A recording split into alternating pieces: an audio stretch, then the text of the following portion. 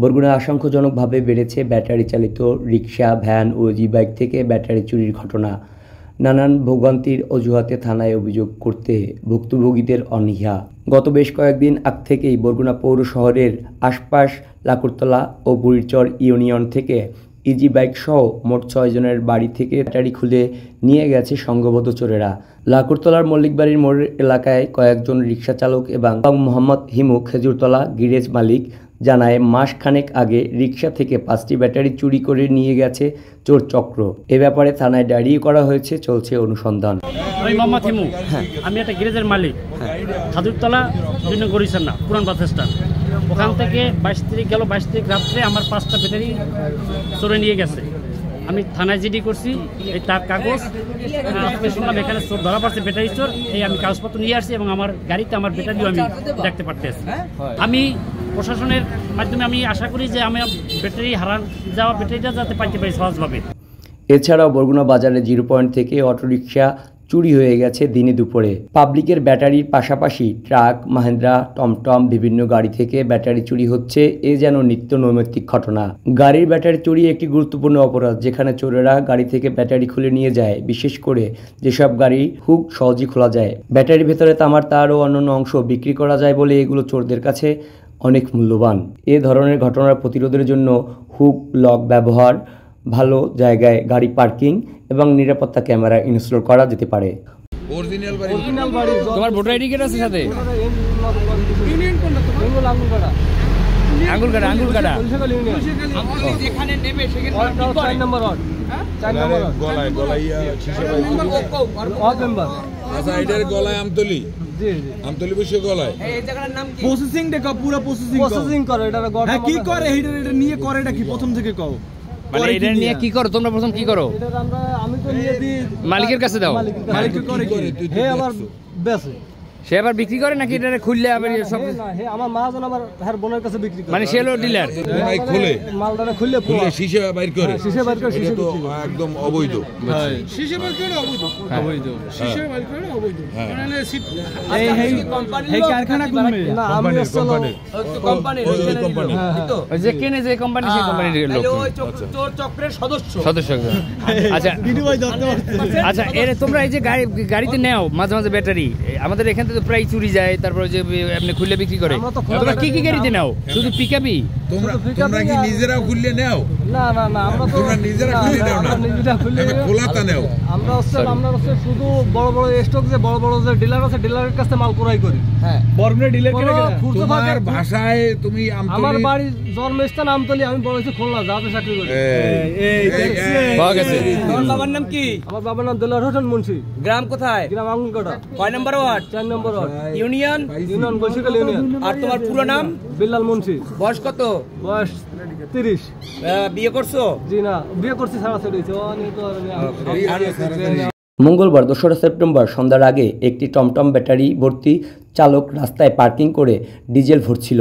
ঠিক ওই মুহূর্তে স্থানীয় জনগণ জানার কৌতূহল প্রকাশ করে, এগুলো চোরাই ব্যাটারি নয় তো? ব্যাটারি চালিত রিকশা বা অটোরিকশা চালানোর জন্য প্রচুর পরিমাণে সীসা, এসিডি ব্যাটারি যা নিয়ে যাওয়া হচ্ছে আমতলী ইয়ামিন ব্যাটারি ব্যবসায়ী পুনরায় ব্যবহার উপযোগী করে গড়ে তোলার দাবি টমটম চালকের। চালক তাৎক্ষণিক তার ব্যাটারি চালান বের করেন, যেখানে দেখা যায় 2 নং গরিচন্না ইউনিয়নের মহাসড়কের পূর্ব পাশে অবস্থিত ভাই ভাই অটো শোরুম থেকে ক্রয় করা এই ব্যাটারি। বরগুনা ডিলার কে কে এগুলো সাপ্লাই দেয়? কে কে ব্যাটারি নাও তোমরা?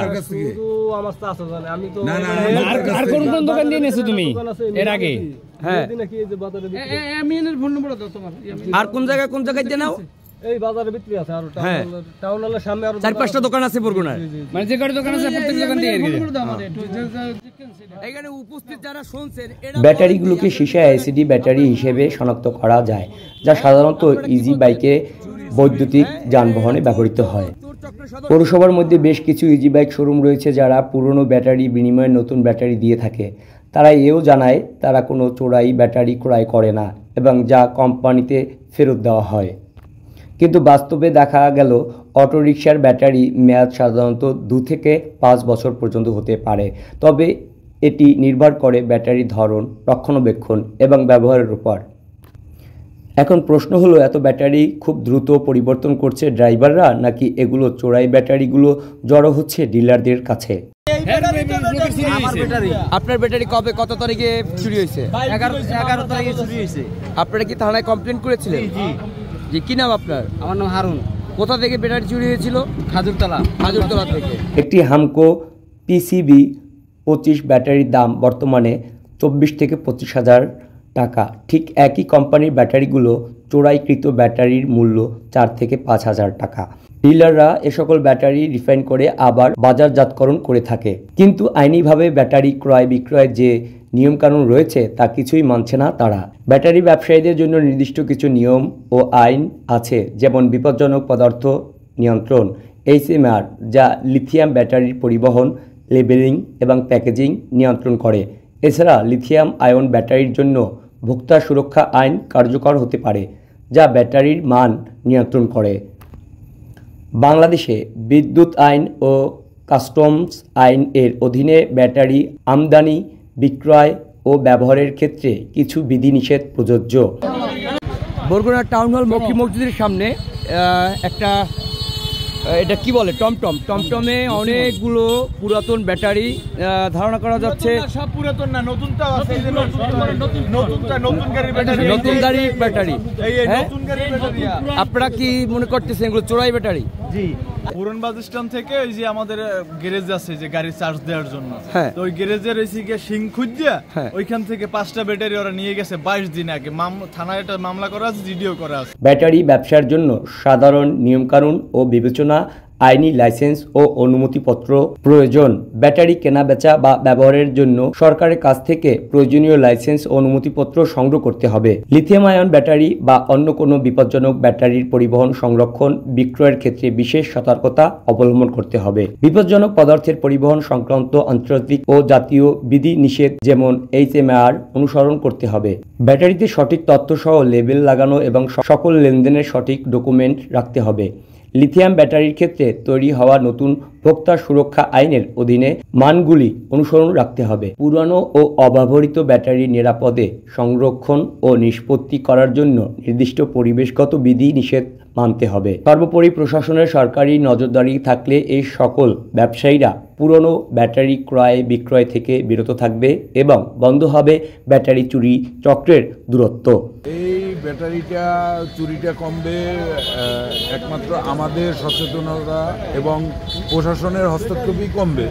কিন্তু যে হারে চুরি হচ্ছে, আমাদের গাড়িগুলো এখানে থাকে, তারপরে এই যে অটোরিকশাগুলো খুব নিতান্ত গরিব মানুষের, এই অটোরিকশাগুলো চার্জে বসায়, এরা শিং কাটিয়া ব্যাটারি নিয়ে যায়। এই যে ভদ্রলোক এসে বললো তার এই 5টা ব্যাটারি, কিন্তু এইরকম যদি হয় তাইলে এই গরিব লোকগুলো বা আমরা কিভাবে ব্যবসা বাণিজ্য করব? যেমন আমার গাড়ির ব্যবসা আছে, আমার একটা ব্যাটারি নিয়ে গেলে আমার 25,000 টাকা নাই, আমার একটা গাড়িতে 2টা ব্যাটারি 50,000 টাকা থাকবে না। তো এইটা প্রশাসনের কাছে আকুল আবেদন যে তারা এই ব্যাপারে পদক্ষেপ নেক, যে কেমনে এই চুরিটা কমানো যায়, বন্ধ করা যায়। আমি আকুল আবেদন জানাচ্ছি। এখানে অনেক অটো ড্রাইভার শ্রমিকরা রয়েছেন, তাদের অনেকেরই কিস্তি, নানান রকমের কিস্তি, লোন টোন নিয়ে তারপরে কিন্তু একটা অটো রিক্সা ক্রয় করার পরে তারা যে এই অটো রিক্সার ব্যাটারিটা চুরি হওয়ার পরে ব্যাটারি আসলে অটো রিক্সার কিছু থাকে ভাই, এই বিষয়টা কিভাবে দেখছেন? আচ্ছা, এই যে ব্যাটারি চুরির ব্যাপারটা এটা আমরা দীর্ঘদিন ধরে শুনি যে বিভিন্ন জায়গায় অটো রিক্সা বাড়ির সামনে রাখে, সেখান থেকে কিছু চোরে ব্যাটারি রিক্সা থেকে এবং অটো থেকে নামাই নিয়ে যায়। তবে আজকে আমরা একটা বড় ধরনের 37টি ব্যাটারি পাইছি এক জায়গায়, এই বরগুনা সদর রোডে, এই তালতলা বলে এই জায়গাটাকে, তালতলা চরকলমি তালতলা বলে টাউন হলের পাশেই। এখানে 37টি ব্যাটারি পাওয়া গেছে এবং ড্রাইভার সহ। ড্রাইভার বলতেছে যে এই ব্যাটারি আমি আমতলি থেকে আমতলি ইয়ামিন নামে একজনে কেনে, ইয়ামিনের সাথে আমাদের কথা হয়েছে, ইয়ামিন বলতেছে আমি কিনছি বরগুনা ভাই ব্যাটারি থেকে। তো এ পর্যন্ত আমাদের কাছে আছে। আর দ্বিতীয়ত এখন এইখানে আবার এই ব্যাটারি যে মালিকরা তারা আবার বিভিন্নভাবে মেসেজ পেয়ে এই ব্যাটারি নিতে আসছে। তো আমরা আসলে দেখাইবে, তো আমরা আসলে এই ব্যাটারি তো তাদেরকে দিতে পারি না, যেহেতু এরা এখন থানায় জব্দ হইবে, আইনি প্রক্রিয়ায় থানায় জব্দ হইবে। থানা থেকে থানা তারা প্রসেস অনুসারে, তাই আইনের প্রসেস অনুসারে কী করবে সেটা থানার ব্যাপার। যেহেতু এখানে ব্যাটারি পরিমাণ 37টা, চুরি হচ্ছে, বিভিন্ন এলাকায় মানুষ গাড়ি ঘোড়া গাড়ি রিক্সা রেখে অটো রেখে রাখতে পারে না, ব্যাটারি চুরি হওয়ারও হচ্ছে। আর এই সিজনটা আরো বেশি হচ্ছে। তারা বলছে প্রায় 4 লাখ টাকার মাল আছে, আর ব্যাটারিও পাওয়া গেছে। এই পর্যন্ত আমাদের কাছে সর্বশেষ তথ্য।